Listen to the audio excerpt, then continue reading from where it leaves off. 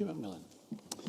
Thank you very much, Presiding Officer. The First Minister will be aware of the news that broke last weekend about ITU at Inverclyde Royal Hospital. The Health Board have now clarified to me that the unit itself has not been closed, but the process for transferring the most unwell patients to the Queen Elizabeth in Glasgow, which equated to 9 patients throughout COVID, has been formalised. The inappropriate manner in which this news was conveyed to both staff and the public has caused a great deal of justifiable anger and concern to the people of my community who rely on these vital services.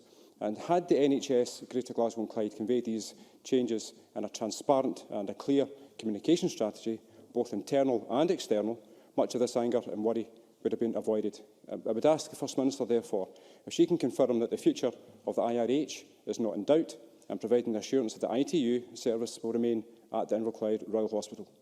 First Minister. Can I, firstly, make two initial points. Firstly, to thank Stuart Macmillan for raising this issue. He is a dedicated champion of Inverclyde Royal Hospital as the constituency MP, and I know his constituents will be grateful to him for that. Secondly, the points about communication I think are well made, and I'm sure these are points that the Health Secretary will pass on to the Health Board. I'm sure the Health Board will hear them here themselves. But most importantly, on the substance, NHS Greater Glasgow and Clyde has given assurances that the critical care unit at the IRH is not closing. Both the Government and Greater Glasgow and Clyde Board have been consistently clear in our commitment to the continued provision of comprehensive hospital, community and primary care services across Inverclyde, including at Inverclyde Royal Hospital.